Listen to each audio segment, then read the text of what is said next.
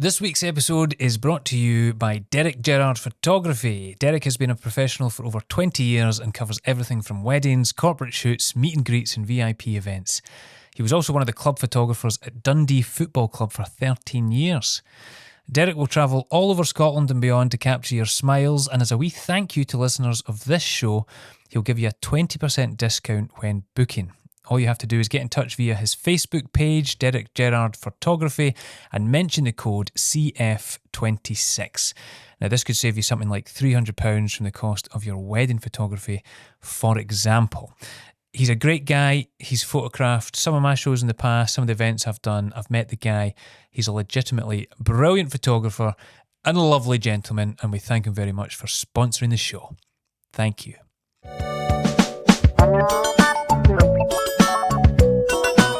Stop watering dead flowers. Ladies and gentlemen, welcome back to the live edition of Stop Watering Dead Flowers! Wow! Thank you! Wow! Oh, please, that was so unnecessary. How could you? Thank you very much. A very special episode for the 50th episode of the, we must say, the Scottish Podcast Award nominated show. Nice. 50th episode. We're delighted to do it live, and this week in the Garden we have not just one or two, but three of the best guests that we could have possibly hoped for, including one very special returning guest in the shape of Tom Stade, ladies and gentlemen. Give it up for Tom Stade. Tom, it's reassuring to know that you didn't hate it too much first time around, that you have come back. I actually really loved it, Chris. It was very cathartic. I was able to get some of those crazy ass stories off my chest. I remember the one that I told you about getting ready to go to Afghanistan to entertain the troops. Yep. And we had to go through a training thing to learn what it's like to be on the front lines of a war zone. And I got there early, and there was some toast in the toaster, and no one was around. So I thought somebody just left their toast, and I took it. Turns out it was somebody else's toast. Turns out it was the head instructor's toast. Yeah. So my training schedule was definitely altered, and it was. I mean, there's wild. war crimes, and then there's stealing toast. There is stealing toast. But it's a fantastic story. Mental. If that doesn't serve enough to pique your curiosity to go back and listen to that episode, it's an amazing story. There's a toast thief story. It's worth tuning into alone. We also have the wonderful Paul Black, comedian, writer, viral content creator, multi-talented. Thank you very much for being here, Paul. Thank you. When you first heard about what this podcast was about, how did you initially feel? Are you someone that holds on to these little dead flowers, or are you quite good at letting them go? Well, I did have a moment backstage there where I was like just double checking my emails to make sure I knew what it was about, because I got scared that it was I'd misread it entirely and it was going to be like about our greatest achievements or something. But no, I feel like so much writing I do is based on the most humiliating things that can ever happen to you, and that's probably the only way to process them for me. So I love it. I love the concept. Do you know what, when you said about thinking you better make sure you knew what it was about, I think it was only 2 comments, but they really stood out online where people were confused about what the podcast was about and genuinely thought it was a gardening podcast and were very disappointed to find out it was people reliving trauma. They were just like, I just wanted to know what kind of trowel to use. Eva, one of the fastest upcoming comics, you're a brilliant comedian. You're going to smash it at the Edinburgh Fringe this year. You've just finished studying as well. You've finished exams. You've got lots going on in your life. How are you as a person right now in terms of holding on to all these many different things? Are you quite good? Are you water off a duck's back, or do you let them stew? Yeah, I'm water off a dyke's back, for sure.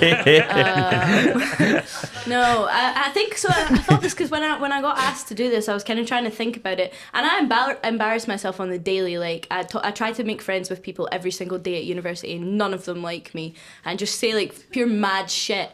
But when you asked me about them, I found it really difficult to actually think of the ones that are like wince-worthy. So I think that's really something that you should all strive for, is aim to be as embarrassing as possible, so that the average is sort of like here, and then the worst ones are just slightly above that. So it works out really well. That sounds like a Donald Trump strategy there. Well, let's delve right in. Traditionally, if anyone regular listeners will know, we traditionally always like to start with a childhood one.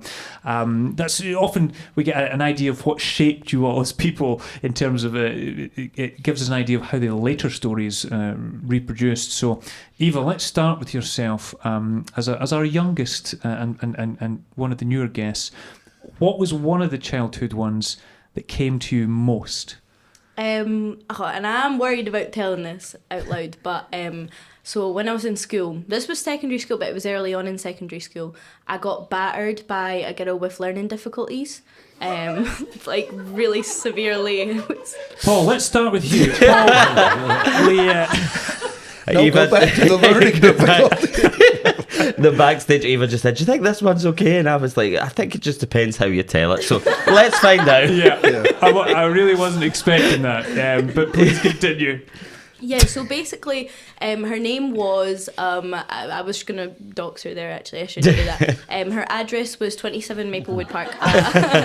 No, so I went to school in Livingston, and I was a bit like, I don't know, I think because I was maybe gay, like, tried to not be gay, and so then I ended up being friends with, like, people who were, like, quite, like, badly bullying folk, but I was always, like, friendly in high school, and so I would sort of talk to people, and then I'd have to, like, tell Matt and pals to like stop bullying them and things like that. So we had one of these where this girl who had learning difficulties, she'd been like sort of getting picked on really badly with this girl, and then she came back into, this was during PE, she came back into the PE changing rooms, and she was stood sort of facing into a wall. So the door was here, and then there was a wall, and then it sort of turned round so that you can look in and see everyone when they were getting changed. I went to Catholic school, and so she was standing facing this wall, and the girl that I was friends with walked in front of me, pushed this lassie really hard against the wall, and I didn't know what to do, so I sort of made a beeline right into the changing room, but then she turned around, seen my bag,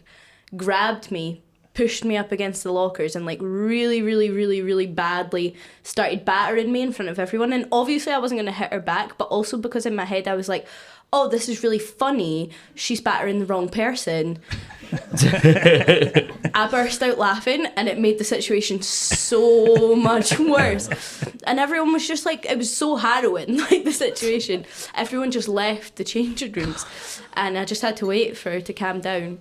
And then I had to go and apologise to the PE teacher for making a scene. Well, they're here for you now. We can hear the sirens. It's finally caught up with you. That's incredible. I mean, there's a lot to unpack there. Are you in touch with any of the people that were involved in this story still? Just the PE teacher. Nah, nobody at all. When you look back at that moment now, is there a way you wish you'd handled it differently?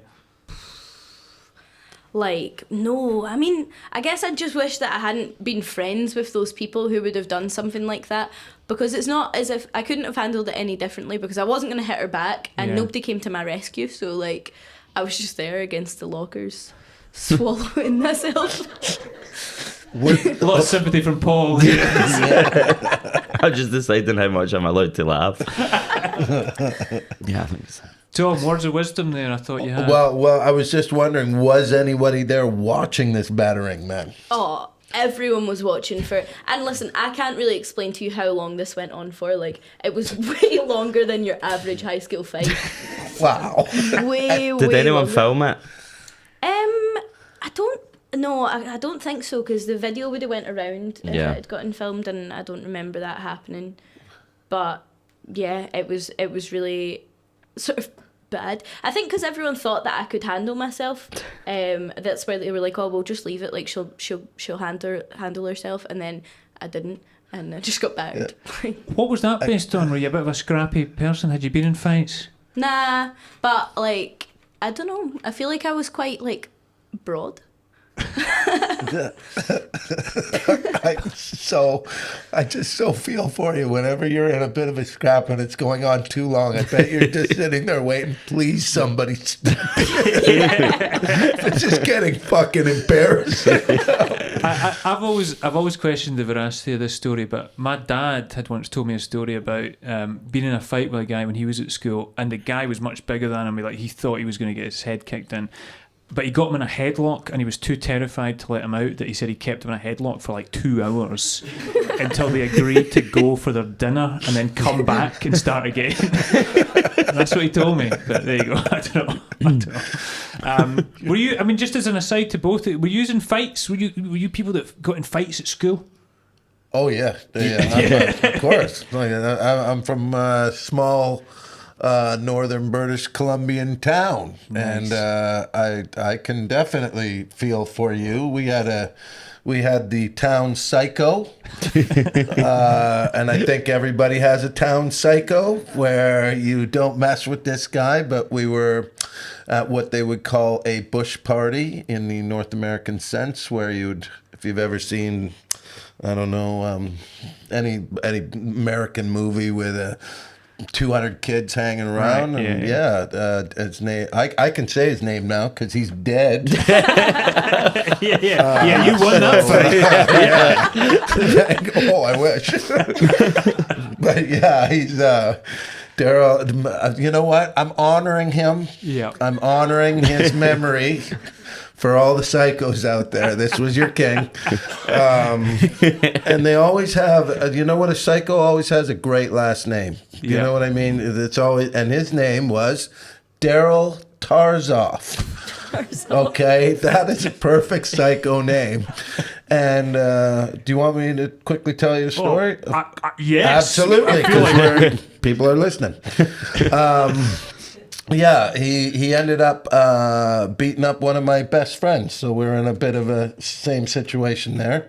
And I thought, okay, I'm going to go and find out what this Daryl Tarzoff guy's all about. And actually, I did learn a good lesson from this fight because we fought. What happens is you bump somebody like that.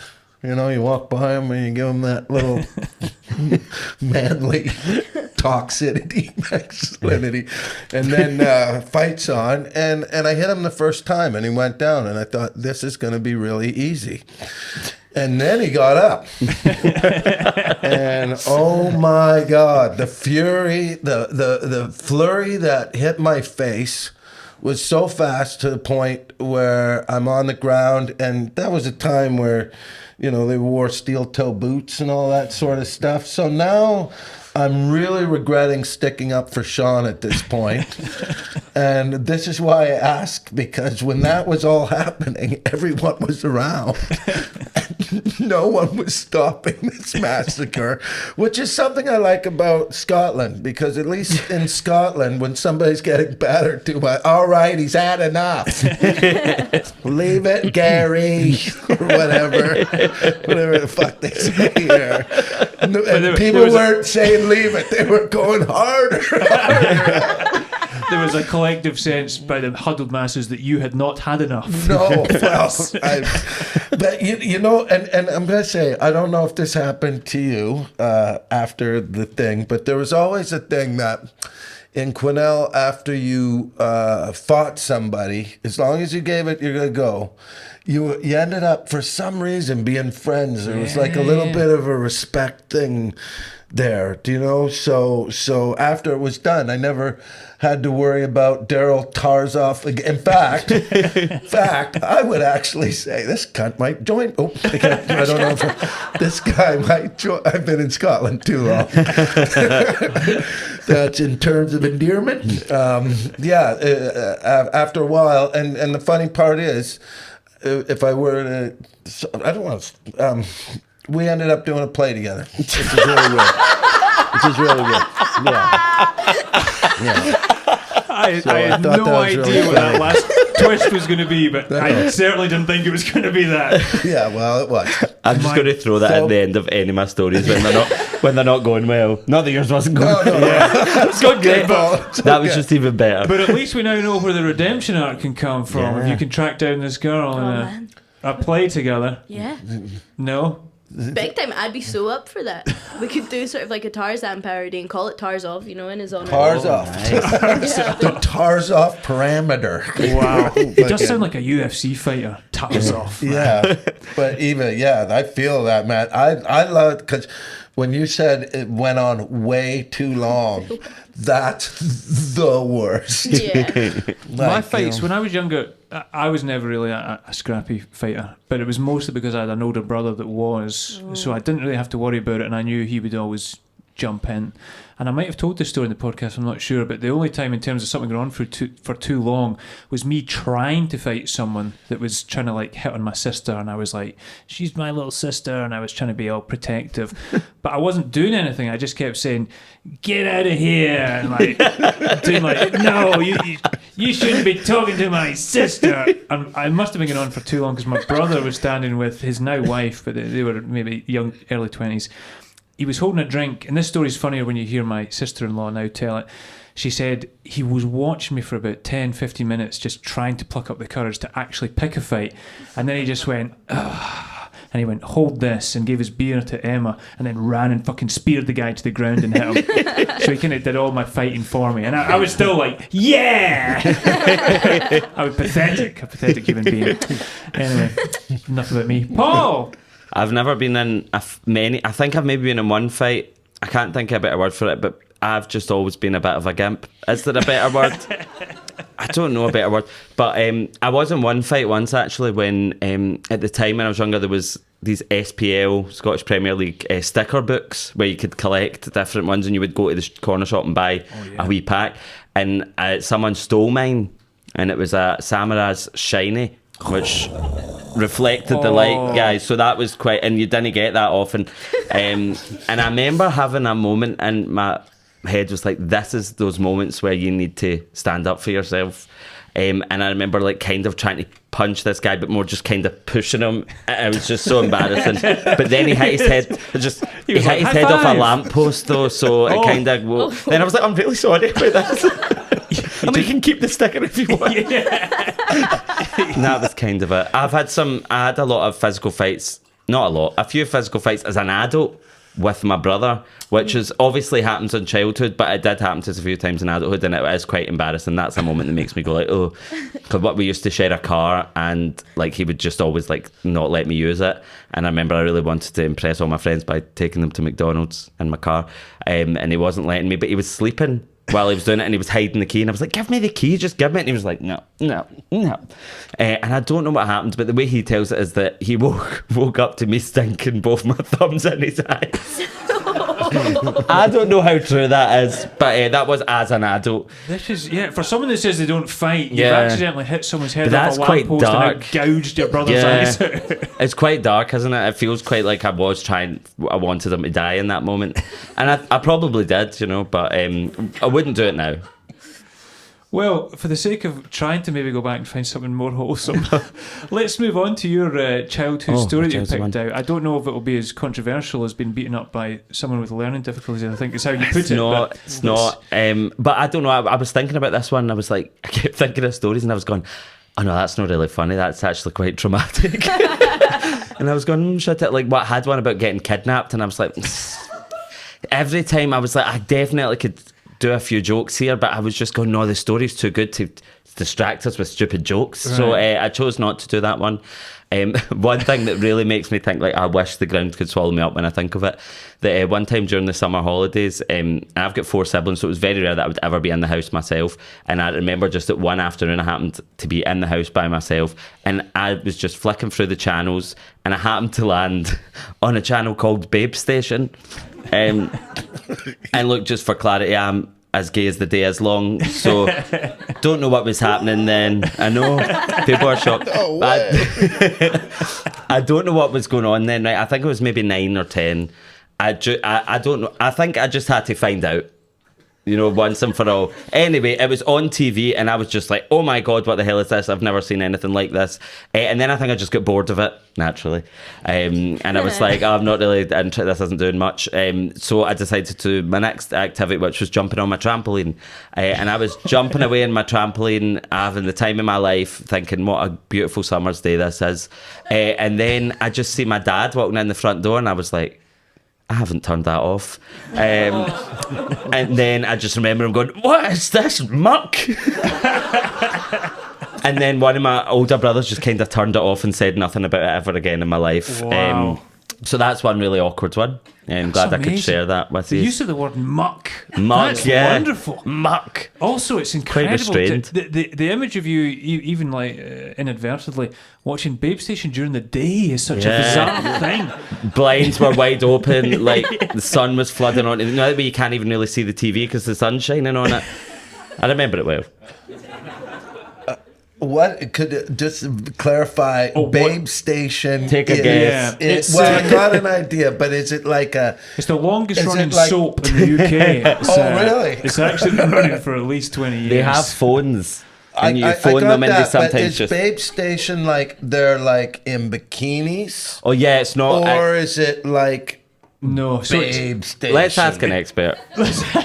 well, I've not watched it since, you see, so my memory's... do you know what's horrendous Okay. actually as well? And I would never have told this now, but you brought it up. we actually got a shout out in Babe Station once. Oh, That's horrendous, isn't it? who's That's we? awesome. It does seem like it should be an individual viewing, but for a lot, like ironically, I would like to say, but when we were a bit older, we would sometimes have it on in the background playing poker. I don't know if that was that sense of everyone's so insecure in their own masculinity that they're like, put on Babe Station in the back, drink beers while we're playing poker. And for a laugh, you could like text in was the point, usually for more unsolicitous type things. And we asked for a shout out for like all our names, and we all had horrible nicknames, which made it sound seedy because my nickname was Funtime. So it was like a big shout out to Funtime, Fishy, and the Dom. And it was like, oh, this horrible. But essentially, it is a very, what would you say? It's like a soft-core porn. Not even porn. It's a really sad, depressing thing where there's women in skimpily dressed clothing, and you just had to phone or text in, and you I got know to that. speak to them. Yeah. You had You that. just had to speak to them. See, this is where I know that world. Right. I know that world. I didn't mean to take us here, I'm sorry. That's Paul. Like because now it's like OnlyFans, isn't it? Now, but wouldn't that be called just phone sex? Isn't that what that is? Yeah. Yeah, I Is guess that so. what, I still just picture your dad walking in, going, "What is this?" I better find out. I'm just gonna watch this for 15 minutes before I get all upset. Is your mother around? I better talk to this young lady on the phone. Seems like she needs help. You're corrupting my gay son. I'm so embarrassed suddenly. I didn't pick up. Was it something that ever came up again in like Never. family chat? Or Never. I don't think Never. I've ever mentioned it again till now, so that's good. Maybe That this will is- open up a conversation with my It's family. amazing. It's amazing. Tom, I'm scared to know where you're going to take us now. For another childhood story from yourself. Well, I was when I was asked to do the childhood one. Mine is always disappointing people. You know what I mean? People have very high expectations of me that I will never achieve, ever, because I'm self-sabotaging and I'm very selfish. So, but I've also got a great heart. So It's a the one Tinder I bio you don't see very often. the one I chose, I'll give you. You know what, Chris? I'll let you pick. Okay. I'll let you pick between the two. All right. It's either disappointing my drama teacher in my high school. Was that with the play with David Turner? No. I thought I was That the gay goes one. a couple of years later, but thanks for keeping track. So there's my drama teacher, Miss Davies, who is my idol, who is the reason I am who I am today on a different level. Or I could tell you the story of where I disappointed my mother to an epic proportion. What? I got to tell you. Do we have any mothers in here? Would you like to? Would you like your child to look good? I would love to choose one, but I feel like it's a rare opportunity to actually ask an audience opinion, since we very rarely are probably ever going to do another live podcast. It's an opportunity to find out what you guys would like to hear. Yeah, so would you like to hear Cheer Now for the drama teacher story? No, tell Mom. I was about to cheer. Tell me Let's later. not even cheer for the mother. I think it's Okay. that's the declaration there. Okay. Now, we were at a volleyball tournament, and in our town there's uptown and there's downtown. Okay, so we're the uptown hillbilly kids, and downtown are the city kids, even though they're hillbillies compared to everybody else. So we're at a volleyball tournament, and all the teams from all the towns are around. And on our break, when we weren't playing, it was also, I was going to get a Father's Day gift for my dad, who was coming up from Vancouver, the divorce, but I wanted to get him something. So I went to the mall. And I didn't really have a lot of money, so I wanted to get him something really cool. But at that time, what you could do was you could switch price tags, right? So my problem was I wanted to get him a telescope. A telescope. So the thing is that you have to switch the price tags. So I switched it with like a shirt. So the price tag for the telescope was like, I don't even know why the fuck I was getting him a telescope, but the price tag for the telescope was like $70, and then the price tag for the shirt was like $4.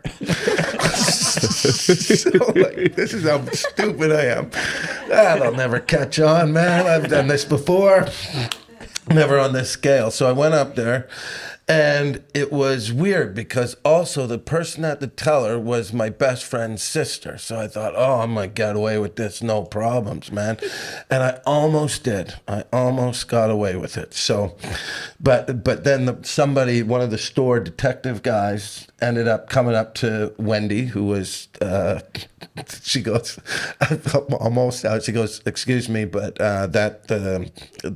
we caught you switching price tags and all that stuff. And I'm like, oh God, here we go.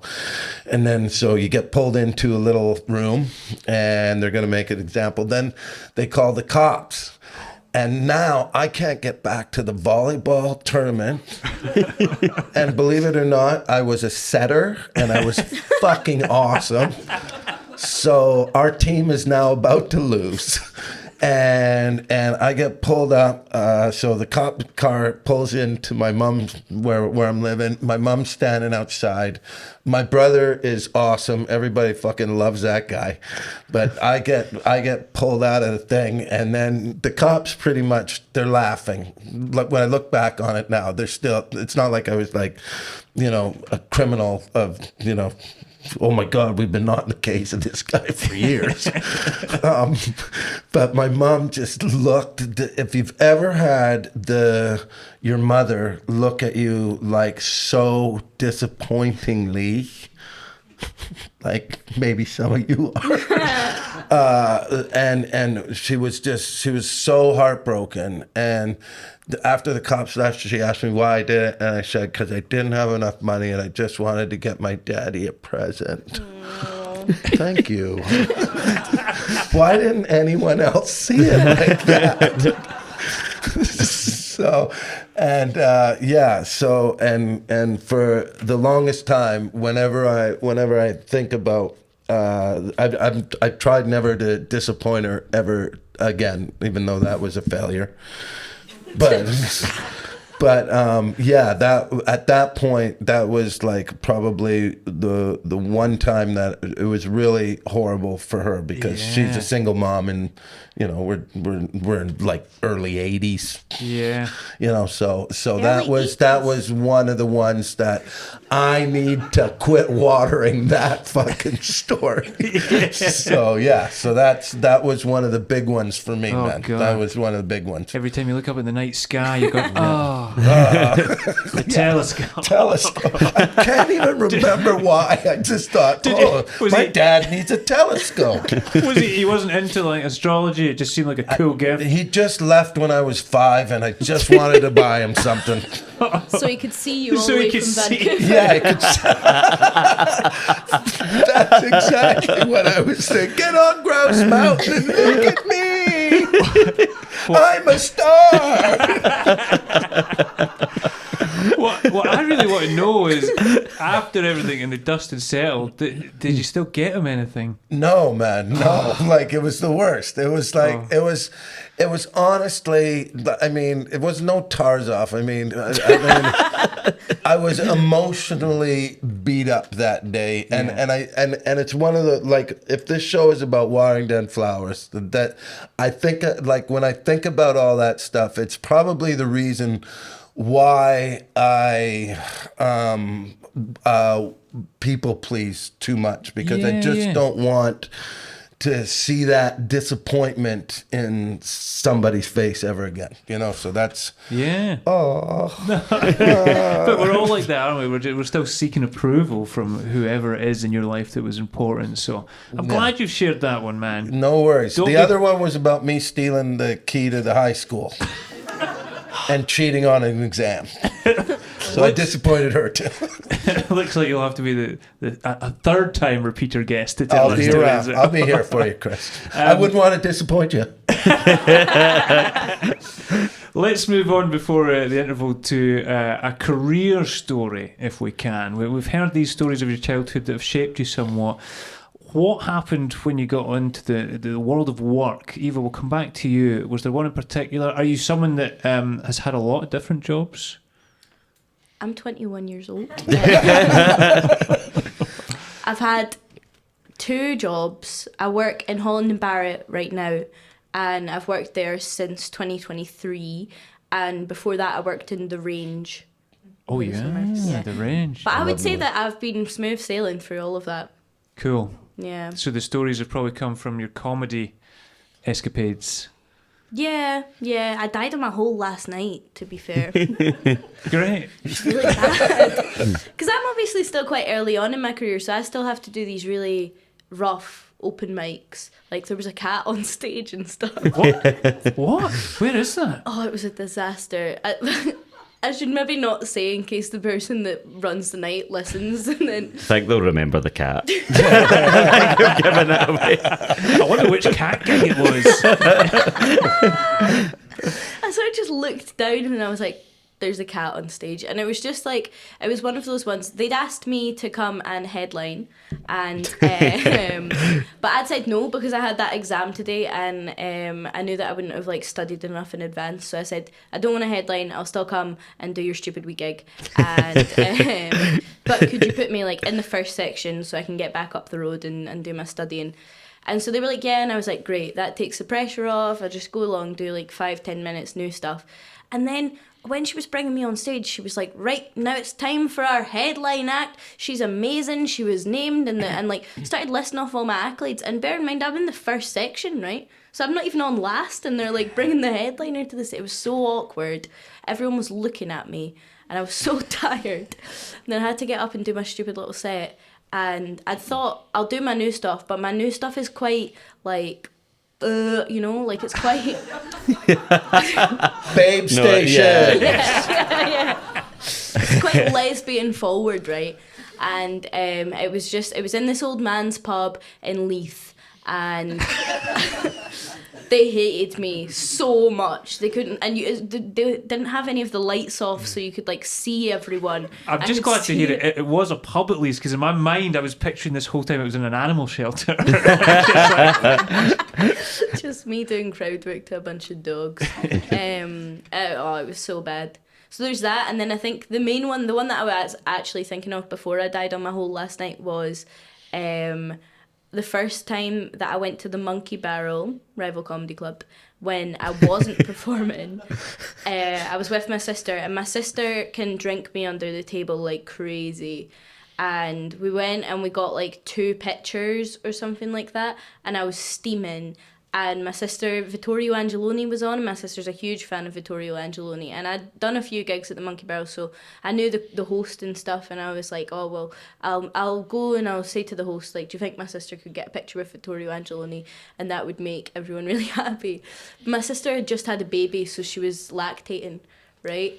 And first thing was that I went up to the owner of the Monkey Barrel, asked him if he worked there, which is great because he does all the booking for the club. And then was like really steaming, went in, got Vittorio Angeloni out, asked if he could take a picture of my sister, and my sister spilt breast milk all over him. Literally, because she had the bag things, right? But she was like the bag things were like stuffed into her dress because she hadn't brought a bag out with her because she's chic like that. Right. And he sort of like hugged her, and the bags weren't sealed properly. And the breast milk got all over him. He was like, she's a really big fan. She must really like me. That's incredible. It also does kind of feel like you're telling one of your sister's dead flutter moments there. No, like but like I'm a new comic. I'm just starting. You're trying to make a good impression in the club. Yeah. Wow. But I tell you what, you'd have been very memorable then. And you know what? The next day, Monkey Barrel messaged me and they were like, would you like some gigs? So I wonder if actually they found it quite charming. Yeah, definitely. Yeah. Getting your sister to try and get pregnant again ASAP so you get booked at another club. That's a good one. So it worked. So that's actually a great example of a dead flower that actually was kind of good silver lining. This is true. So no need to even feel bad about that one. It's a nice memory. I wouldn't go that far. I'm not sure Vittorio Angeloni thinks it's a nice memory. Well, hopefully he's going to come on and be a guest, and I'm going to ask him about that, and no. we'll compare the stories and see what his very, I'm sure, unfiltered take on that will be. I just see Eva's sister late at night just no. I can't sleep. Also, my wife just had a baby a few months ago as well. That milk, it's precious stuff as well, so she'd have been annoyed. Weird.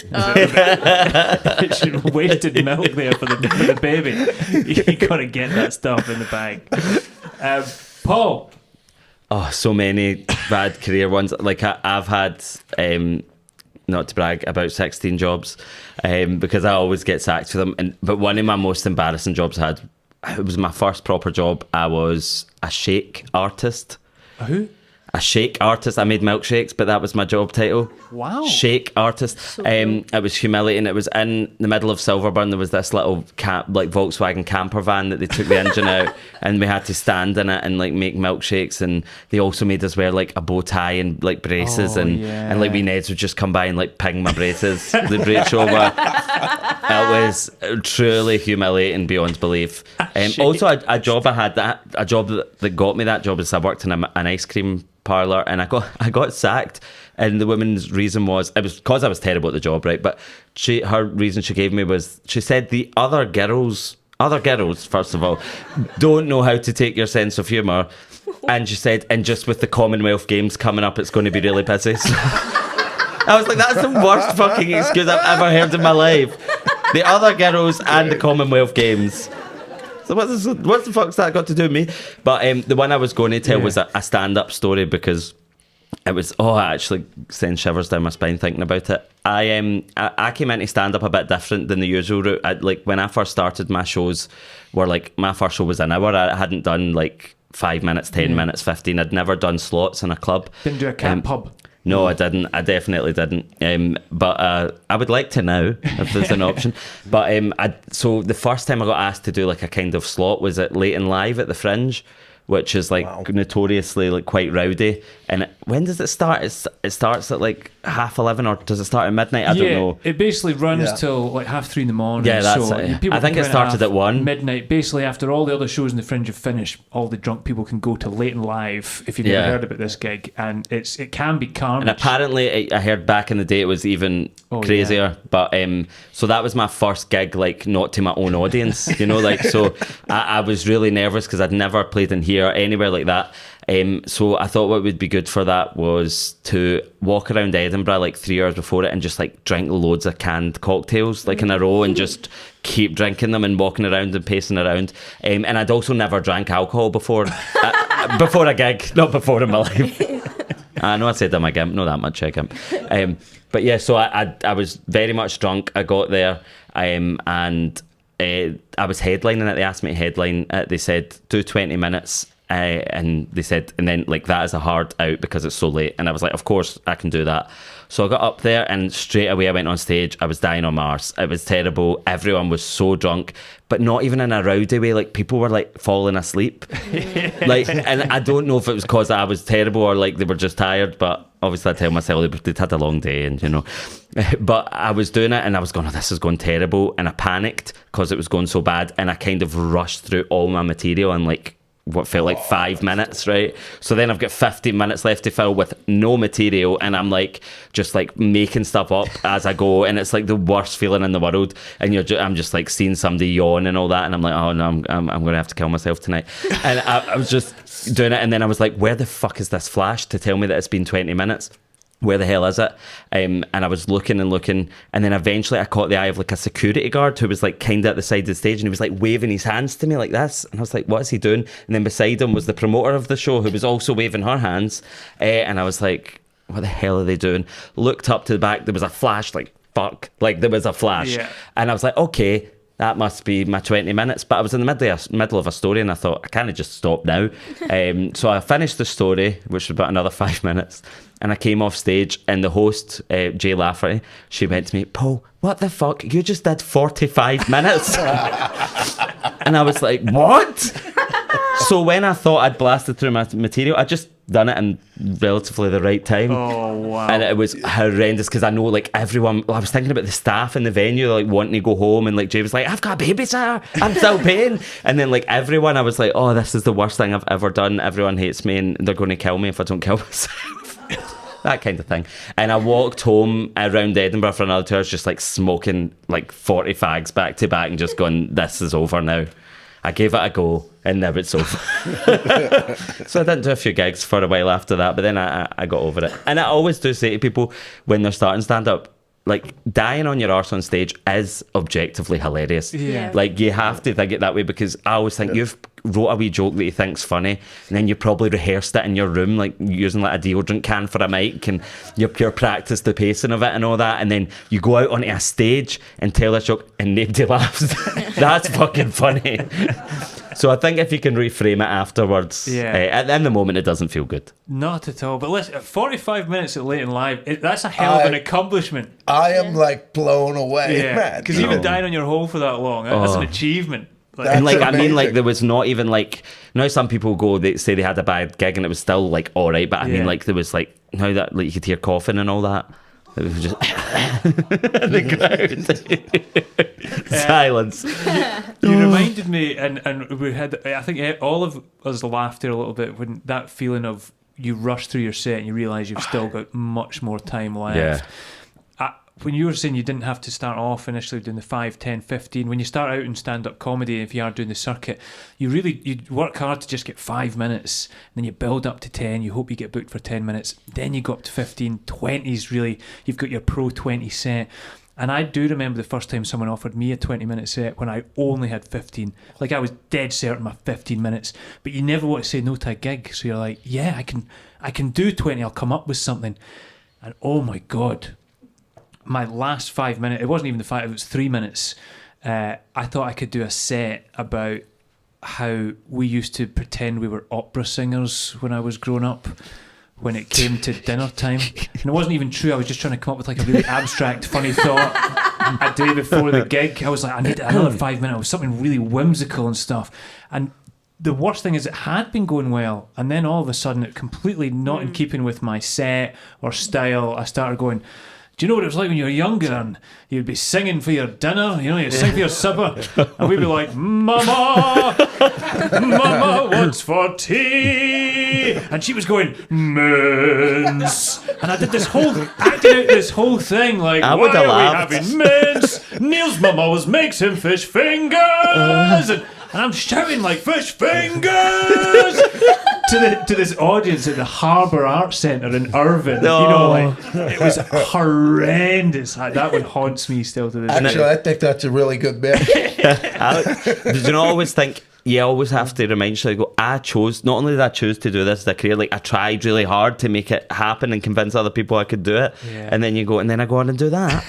No offence to your opera, but I would have laughed. These are all great stories. Tom, I am going to come to you for your career one, but having a little bit of insight in knowing that your career one is also kind of partnered with your relationship one, yeah. I think we're going to take our interval there because I realise we're running on. We'll get an interval, have a wee break, get to the toilet, get another drink if you like, but also, as I mentioned, there's pens, paper on your tables. Please write down any sort of little story, little haunting memories, little brainworm that you might have. Put it in the hat at the back of the room there. We'll read some out at the start of the second. But if you can, give it up so far for our guests. Wonderful stories so far, and we'll see you in 15 minutes. Thank you very much. You should have been more confident with that. Nice. I was sitting back there going, I wonder if at least one or two people will fill in the little bit of paper so we've got some sort of stories to tell. But evidently you lot had a lot to unburden because it feels like most of you have put in a story. Anyway, thank you very, very much. We've tried to separate them. I don't think we'll get through them all into ones that we think we want to know more about some of the details in these stories because some of them are outrageous. Some of them I've got in a separate pile because we just couldn't read the writing. And there's one that was just very, very long and we might not have time to get to it. But if you're comfortable with the stories we read out, if you're comfortable to own up to the story that you have submitted, we would love... You're shaking your head already in the front row. We would love to ask you more details. Okay, so we're going to have a roaming mic, and it will magically appear. I probably should have checked that actually. We will bring that to you, and we will ask you details. Okay, we're going to start with this story here. Again, there's no name on it, but we would love to hear more about you. Walked in on my friend's mum in the shower. The idiots never had a bathroom lock. Yeah, you're already passing the blame here. I froze, couldn't move my legs for what felt like forever. Then decided to run out of the house in my socks. It was New Year's Eve and -2 outside. That is an interesting story here. It sounds like you're trying to disguise what sounds like quite perverted behaviour here towards your mum's friend. Who was this story from? Does anyone want to own up to? What a shame that it happens to be the man sitting in the back row here. What's your name, good sir? My name's David. David, how old were you when this occurred? 19. 19? I thought you were like a young guy that just made an innocent mistake. Was a wee guy. Now I truly believe you just meant to walk in on your friend's mum. Was your friend? Was it one of your pals where it was unanimously decided amongst your friendship group that there's always a friend that does have a good-looking mum? No, she wasn't good looking. That's why he ran. Would have ended very differently if she was a kid. Are you still in touch with your friend? Does he know the story? Oh, he knows the story. He was there. So he knows the story. He wasn't there. He didn't come in with you. No, he wasn't holding my hand when I went in. He was at the house. Wow. Did you ever speak to the mum and be like, "Oh my God, I'm sorry about that"? It was never spoken again, and the next day they had a lock in the bathroom door. So I love it. Thank you very much for showing. We're going to try and race through a few of these because there's so many good ones. This is, forceful behaviour here, but I like it. When I was 5 years old, and naming a real name here, when I was 5 years old, I squashed George Fogarty against the school gates and snogged him. he did not reciprocate. And he had a runny nose. Fiona, where are you? Fiona, I'm going to hazard a guess that this is not George Fogarty sitting next to you. No, it's I used a different name to protect his innocence. I've got to tell you, great fake name, good old George Fogarty. Innocence. Didn't he play with... No, he yes, I've always been quite heterosexual, and I think that was the beginning. At the age of 5, that was the beginning of everything. The beginning of everything. Yes. That was the awakening. Yes. Wow. Was everyone So- snogging at 5? I wasn't doing that. I don't know. I remember it so clear, and the fact that he had a runny nose. Oh, Did you know that going in? I mean, was that part of the appeal for some reason? So he had some sort of lubricated snout. no, it was just, and the fact that he kept. I just remember his lips were very tightly sealed. There was. As he's being assaulted. I know he. Yes. What year was this, by the way? It was Just a out of different time. curiosity. In the 1970s. Yeah. I was 5. It's when you could assault a boy on a... Okay, that's the values we want to bring back. So yeah, it's just. I don't even know if he remembers it, and I have met him like as an adult since then. I don't know whether he ever remembered that, but it was Oh, just he remembers. I don't think you're ever going to forget that. Wow. embarrassed. And he's Really here am. tonight. He's here tonight. Please welcome to the stage, George Snoggerty. Oh, that's good. Thank you for sharing that. That's incredible. fabulous. Thank you for assaulting a small boy when you were younger for our amusement here. This one, God, this one made me laugh. I didn't actually share this one with you because I wanted to see your reaction. This person was being interviewed for jury duty that they didn't want to do. So they said that they wouldn't make a good juror because they'd been a victim of a burglary years ago. And then they passed the mic to the next potential juror who stated that they had been kidnapped and held for 45 days in Pakistan. You gotta feel pretty shitty about your little white lie there or something there. Who was this up the back there? There's a mic just coming to you here from the wonderful Iona. What's your name? Tamara. Tamarin? Tamara. Tamara. Yeah. Listen, what? How long ago was this? About a month. Wow.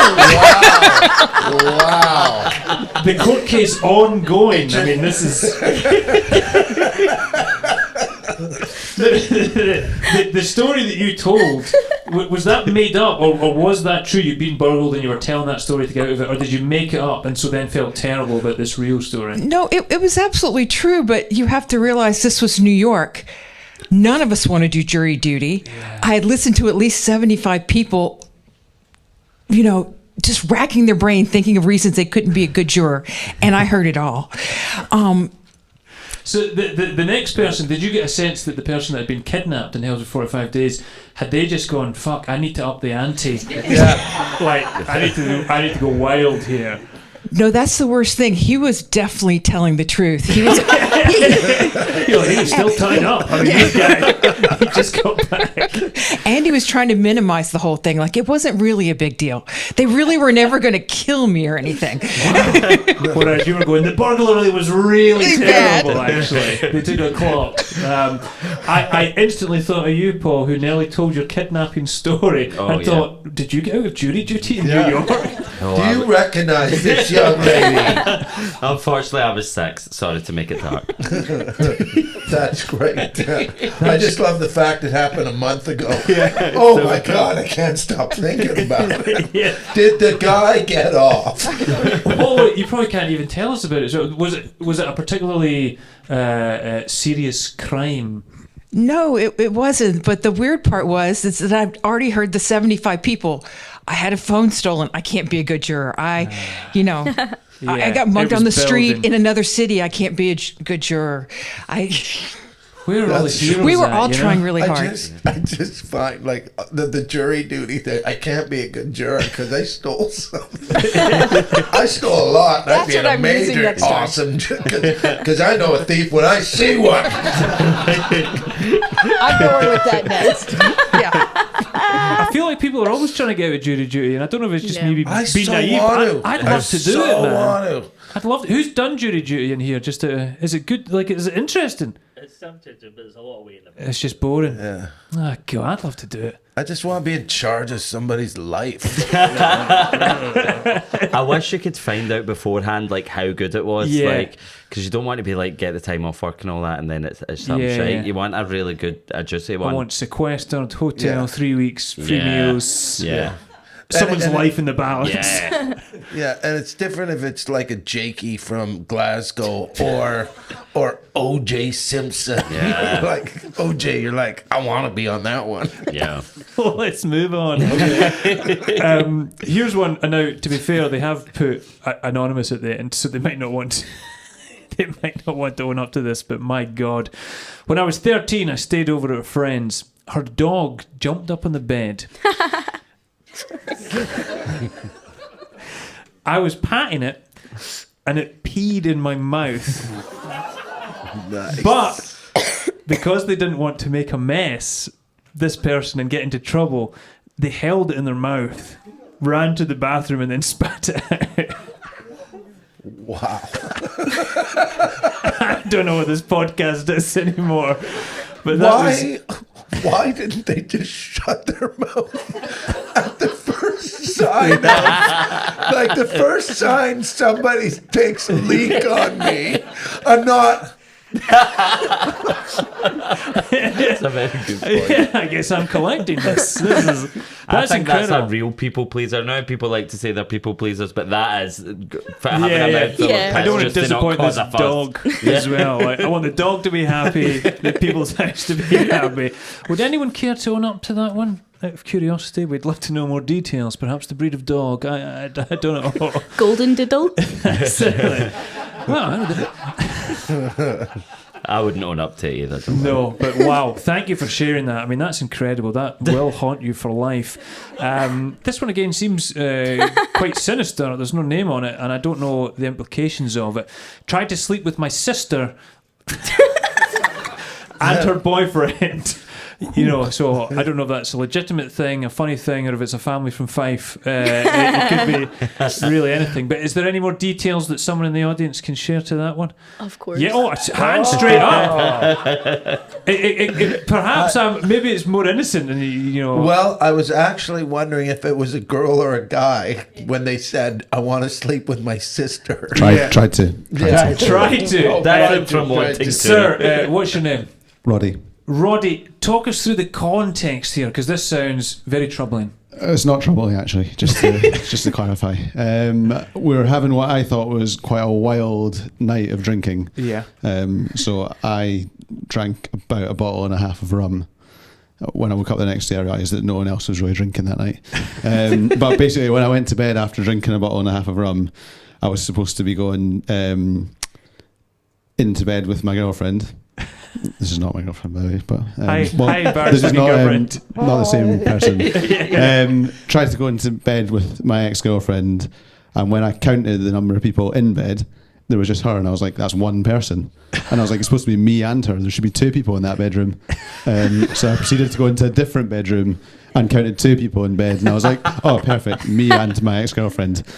So I ended up getting into bed and basically like spinning my sister's boyfriend because I thought there was supposed to be two Makes people. sense In. now. It does make sense, exactly. Yeah. That is good. It's good drunk math as well Yeah. in the head. I was going to say we've all been there, but I really don't think we've all been there.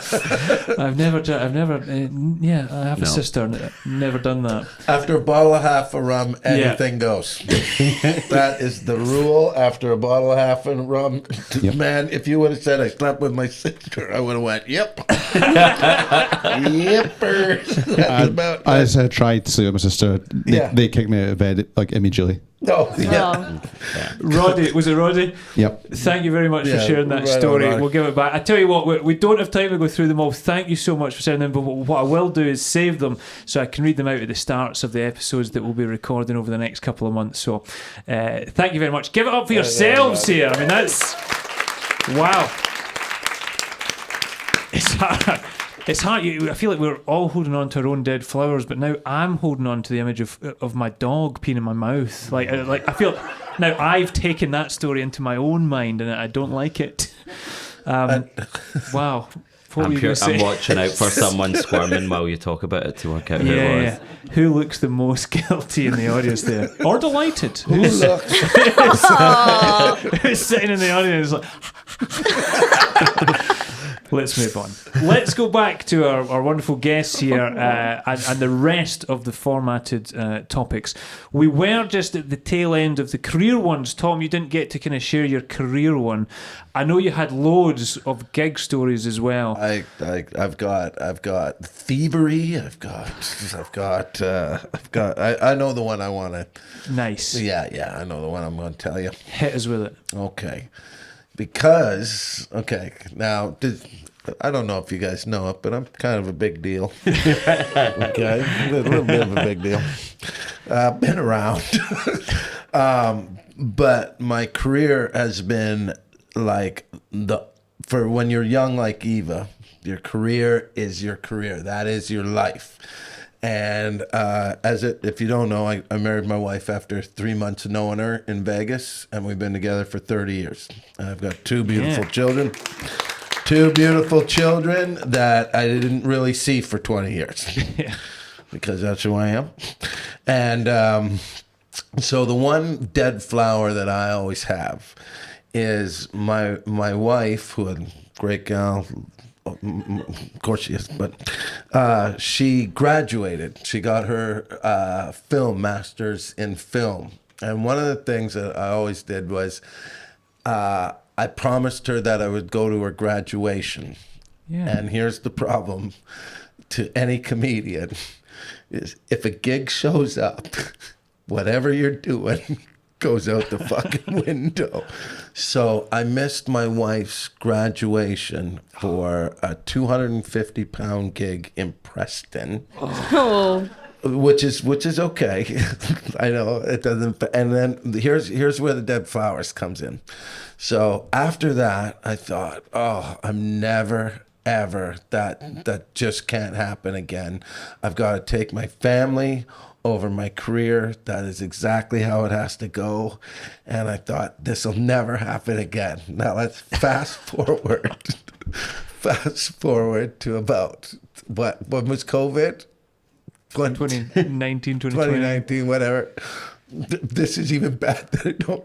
My daughter graduates from Trinity Lab and whatever dance school. And I go, I'm definitely going to that one. And you're not going to like this. But that weekend I was offered a week at the Stand in Edinburgh. And I said, my wife and her brother's going. They don't need all of us, do they? And I have some new material I'd like to try. So when I look back on it now, that is one of my biggest regrets is that my dead flowers, and I think it's a lot of people's, is that they take their career over their family sometimes, but in our heads, because I'm like going, I need money to make sure that they can keep going to fucking school. That's how I justified all of it. So that is one of my biggest regrets that haunts me. And so she's graduated again from occupational therapy, and I think I'm going to make this one. I think I'm going to make it 2 times. Yeah. You only have to tell me twice before I learn something. That is incredible. It's inspiring as well. And I actually want to text my daughter now on her 5th birthday, who's having her party tonight. That's wild, but it does feel true. Feels like you're learning. Well, I'm, it's only the older you get. Okay, the older you get, you start realizing what is important. Like a lot of people don't realize I was Eva's age, even younger than Eva's age when I started. I was 18 and I'm 55 now, and yeah, I'm a late bloomer on the learning what's important. But yeah, it's definitely a story about what is important. Is your career important? Is your career important for your family, or is your family more important? Is your family there to support you in your career? Like what's the dynamics and all of that sort of stuff. So though that story really hits home for me because it is a big deal. Because what it is I when I say self-sabotaging and own up, but I realized that there's I've already had important things in my life, and I should definitely prioritize the people that I care about, the important things in their lives, even though it's not as big as mine, but whatever. just teasing. Yeah. But listen, I can imagine, and as a parent now as well, and I'm sure parents... And I love my kids and everybody, by the way. And they love me. They think I'm the greatest guy in the world, just so everybody knows. I was just about to say, and I know Trudy, and she's great, and I've seen you with your kids as well, and they're great as well. It's a wonderful relationship, but you're always going to beat yourself up from a parenting point of view, because you always think you can do better.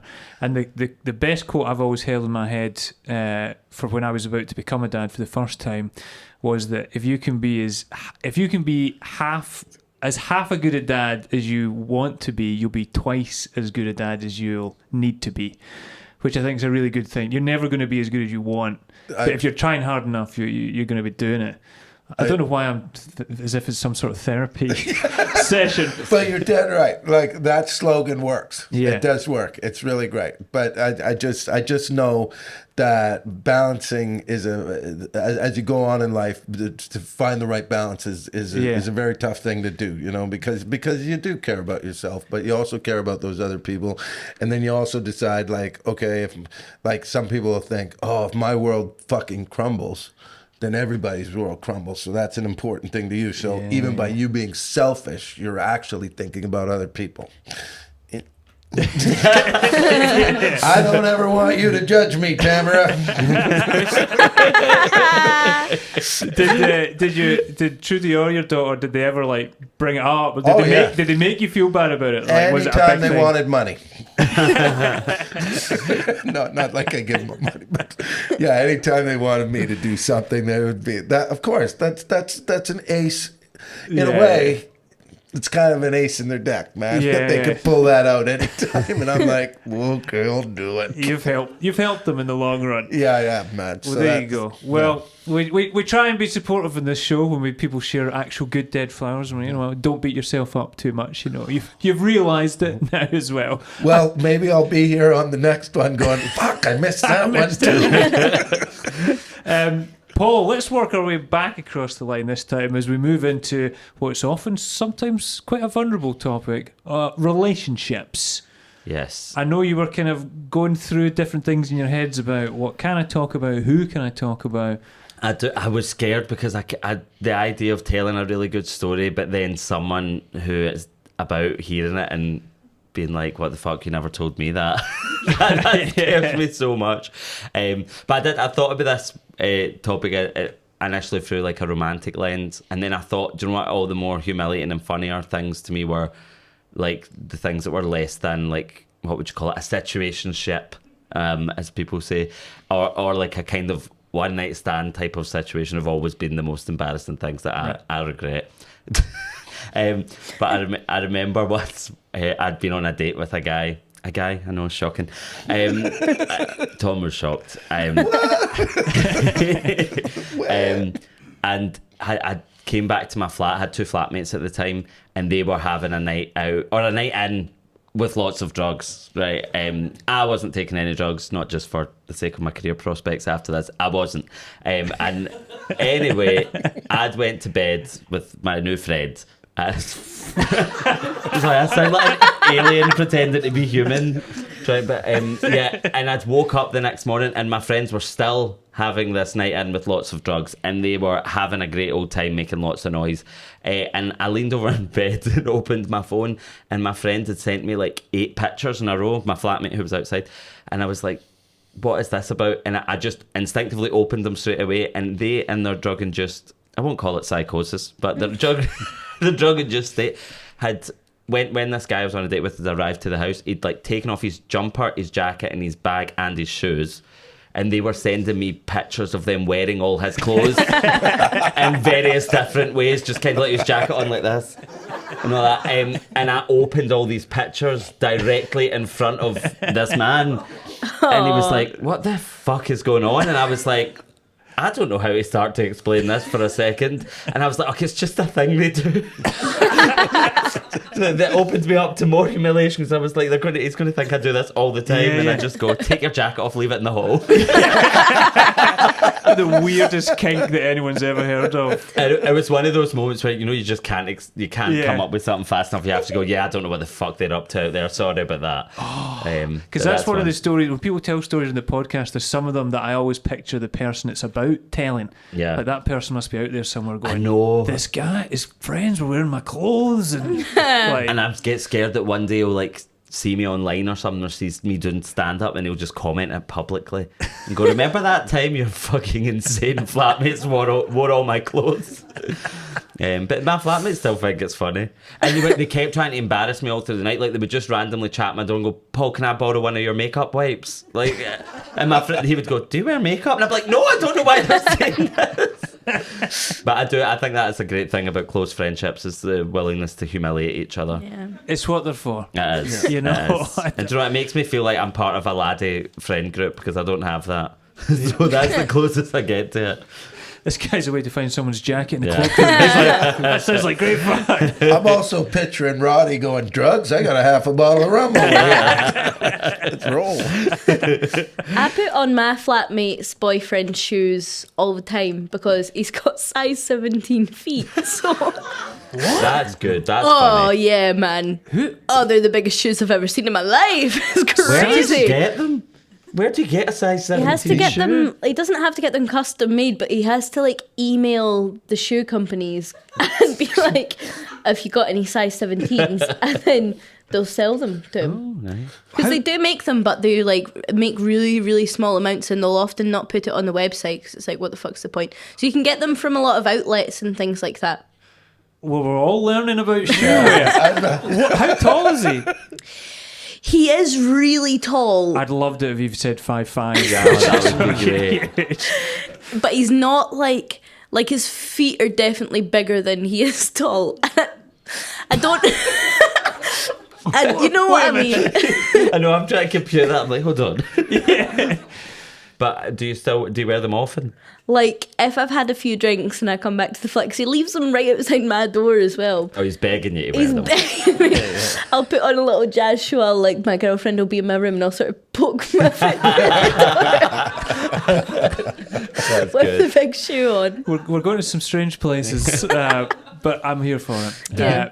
Eva, what about yourself? Was there a particular relationship moment you really just can't get out your head? There's like one that's like really bad and not funny at all, which is my girlfriend. We went to school together, right? And so like every time, we were like kind of friends in school, not that good friends in school, but we became friends through a mutual friend after school. And every year she would host one of these like summer parties, and I would go. We were just friends at the time, and every single year I would make an absolute fucking arse of myself. Like, I've had arguments with more of her family members than I can count. It's really, really bad. And then the last time that I was there, she's got this cousin who's quite fit, right? And I was kissing the cousin the whole night. And like also I got into another argument with this lady who's her mum's best friend, because she was saying like, oh, she was winding me up. She was deliberately doing it. She was deliberately winding me up. She was saying, oh, don't you just feel so proud to be British? And I was like, well, I don't really think that there's anything to be proud of. You know, like, what have you got to be proud of? Like the sort of horrible colonial past or the horrible colonial present, or like, and we were getting into it. It was like a really bad argument. And this girl, the cousin, was like kissing me the whole time, and she's much taller than I am, so she knocked me over, and then I couldn't get her back up. Like I wasn't strong enough to pull her up off the ground. And the woman that I'd had the argument with was there the whole time. And then that was the night that me and my girlfriend had sex for the first time. Wow. And then the following night I fucked the cousin. And Oh, wow. What a roller coaster it's here. not good at all. Wow, we really went from that kind of frivolous big shoe talk to just fucking everything that's moving here. And I'm obviously going to the wrong parties. I just got such a strong visual of you there, like kissing someone up against the wall and then just taking a break to be like, fuck the Queen. Then go back kissing whilst wearing size 17 shoes. You were really multitasking that night as well. So bad. It's a good way to out any of the reform voters in the audience there as well. As you tell that story, you can see people bristling like, yeah, I'm proud to be British. That's wild. Wow. Yeah, and it's just like it's a really good relationship, and she was very forgiving about it and didn't sort of hold it against me very much, which she very much had the right to. But I just fear that like if we get married, both of those people are going to be at that wedding. Oh, I really hope that happens. Yeah. I really want someone to speak up at the. So if anyone has anything. so is this the present girlfriend you're with? Yeah. Wow. Yeah, that's exciting. Your family gatherings must be. I wonder who else Eva's gonna fuck in here. Oh my God, your second cousin's pretty hot. And they know what riles you up, so they're like, well, I was just thinking of political statements they can make. Just serve it up an aphrodisiac. No, they still do that, by the way. They actually do it. I really need to bite my tongue now because I've got the reputation of being the cousin fucker. I have heard that actually, now I think about it. Yeah. Wow. Uh-oh, here comes Bigfoot. Yeah, man, I've got big shoes to fill. That's amazing. This is wild. Okay. I didn't understand the colonial though. How did the colonial fit in there? Well, because she was like, oh, don't you just feel so proud of the royal family and things like that? I was like, no. I'm about to fuck your cousin. That is so royal family. Thank you. Thank you. Thank you. Thank you. Thank you. Thank you. You're more colonial than you know. Oh my goodness. Right. We've covered all of our main topics. We've insulted most people in beliefs and relationships. Now we like to throw it out sometimes just for anything else brewing there, anything else you've inadvertently given real estate to in your mind that wasn't covered in any of the aforementioned topics. If there's anything, this is your last chance to let's just try and weed that dead flat out and toss it to the side. Let's come back to Tom. Is there anything else there in the locker? I could give you one more. But I'm always of the belief of leaving them wanting more. Nice. So if you tune in to the Watering Dead Flowers podcast in the future, and I'm on it, I will tell you the time that I was at Kentucky Fried Chicken Sandwich Board and I stole money. I cannot wait. It's so good. Actually, I wished I would have told it, but I really want to save that one. Good, and I'm going to invite you on to tell me that story on the day of your daughter's graduation. You know I'll be there. Tommy doesn't learn anything. Paul, was there anything else from yourself? I had one in my mind, but it's part of my current show that I'm doing right now. I tell this story, but I always get scared doing that because if you ever meet a comedian, sometimes you're having a conversation with me going, this is a great story, and then you realise they're doing a bit, and then you're like, we're all sociopaths. So now that I've just put that out the way, I can tell it. But no, what I feel so bad about this person because they had such good intentions. But I went solo travelling a few years ago around Italy, and I stayed in a hostel. And I thought I would book in a hostel because I would meet interesting people from all over the world. But I was sharing like a 6-bed dormitory with 5 Edinburgh uni students. And I'll be specific, 5 English Edinburgh uni students, so it was tough for me. And I would do anything to get away from them, so I would just sit in the common area, and an American guy had came up to me, and he introduced himself, right, and his name was Truman Burger. And I always say to people, that's not like a reference to it, and that's not a pun. I mean, that's just the cunt's name.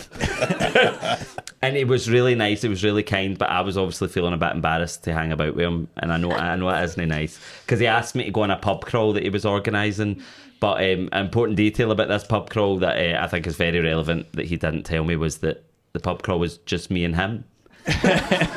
So I was walking around Venice with this Truman Burger, and it is difficult being anywhere with an American. And he's big. Sorry, Tamara. I did gesture your way. Well, I recently learned that Tom's Canadian, so that's good. I am. So you don't count. But and it's because we're walking through these quaint streets of Venice, and like his big foghorn voice. Sorry, I'm looking right at you. Not you, everyone else. It was just it was humiliating. And he took me to an Irish pub, and when he went up to, like, he was like taking shots and stuff and going like, "Fuck yeah, Venice, baby!" And I was like, "Oh, please stop doing this." And he went up to the bar to get me a drink. And when he stood up, I realised there was a ukulele on the wall behind him, and I was like, surely to God he's not going to play that. I'm already embarrassed. He came back, he clocked it instantly, and he was like, I actually play a little. And I was like, of course you fucking do. And he starts tuning this ukulele up, and he says to me, he's like, you ever heard of a band called Coldplay? I was like, yeah, I've heard all the songs, so just we could just get past this part. And then he said to me, he was like, would you mind if I sing for you? And obviously I was like, wanted to say that could be the worst thing that ever happened to me in my life, if you were to do that right now. But obviously I just said, that would be an honour. And he started singing to me in like a pure American musical theatre voice. And he was going like, look at the stars, look how they shine for you. All that. And then he put his hands on both my shoulders right at the end of the night, and he looked me in the eye and he was like, buddy, these are the nights that you'll never forget. And it was only 7:15. But after that, he was like, I think we just got on so well. I'm going to add you on Facebook, and maybe we can meet up in our travels, and we'll meet up again. And I felt so bad because I was like, I don't want to go for that again. And before he could add me, I just blocked him. Oh, that's so evil. But I was so scared that would happen again in a public place. And I do get that scares me as well, because it's a bit about that in my new show, that maybe if we release a video, he'll just be scrolling through TikTok one day and go, what the fuck? Why is everyone laughing at my name? I don't feel bad enough to not continue telling the story, obviously. So. Truman Burger. It is an unusual name. Tamara, have you ever come across any Truman Burgers? Forewarned, yeah. It would have been great if he was the guy on trial for some heinous crime a month ago. So that was my random story. That is a great one. It's a shame because you feel bad for him, but you've done this horrible thing by denying him friendship. Yeah. Oh, it's so bad. But I just thought, what's the point? Right? Because if he says to me, hi, do you want to do this again? I can't say yes, because I would be lying to him. So I think I may be deep to the point. I was in a state of panic walking home, and I was like, no way. Yeah. This can't happen. Listen, I think you've played a blinder there, actually. I think you've done the right thing. It's easier to end things early than let it suffer. My God. I think you might have lost 7 minutes of new material. Yeah. Don't worry, that story I just told stretched into 20 minutes. You got a wee whistle stop. You should have seen the 45-minute version of it. We're live. Incredible. Sorry, my nose. I've got a runny nose and I keep looking at you. Well, stay away from her. She'll get you. She'll get you. Eva, have you anything left here for us as well? Okay, so I made some diss tracks when I Diss tracks. I made one diss track because when I was a teenager, there was diss tracks were like a big thing. Like all the sidemen, they were doing diss tracks of each other, and I kind of looked at that and I was like, I can do that. And so I messaged one of my pals and I was like, do you want me to make a diss track about you? And she said yes. So then I made it and it turned out to be a bit of a smash hit, right? It went sort of Livingston viral, I would say. It got like some views on Twitter and that. And so folk kept messaging me asking me to do diss tracks about them, and I must have done about 25 diss tracks. Like, Are these still out there? Oh, because I want to go. So this is what I was going to say. I really, really hope not. But it turned into a police incident. They showed up at my door, and like I got in trouble because me and the original lassie, we fell out, and then her cousin, I think it was, who I didn't have a go at, she reported it to the police. The cousin reported it to the police, and then they showed up at my door.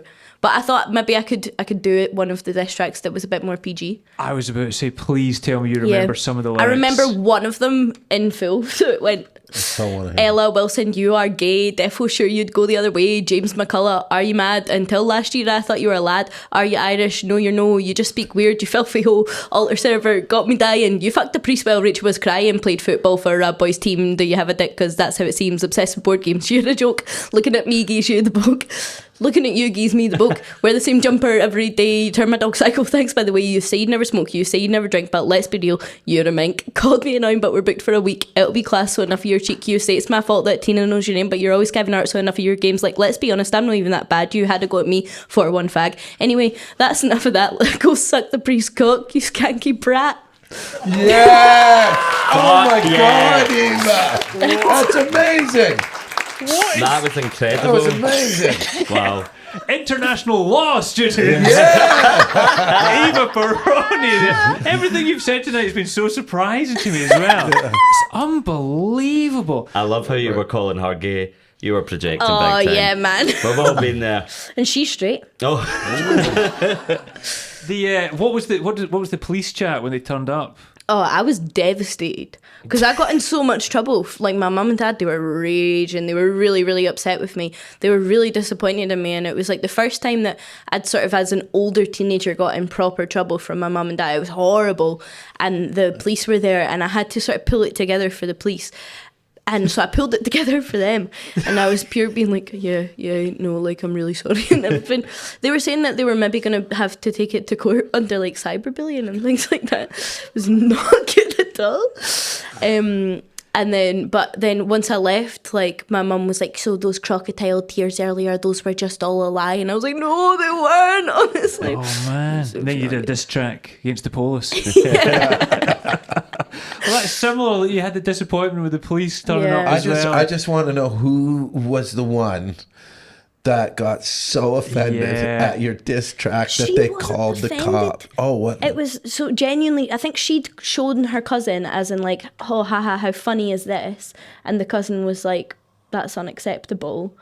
And then phoned the police. You don't have good things with cousins, man. Stay away, man. I thought it was going to be the local priest. Yeah. Just gonna be like, I've got nothing to do with this. I love any joke where a priest's cock gets sucked.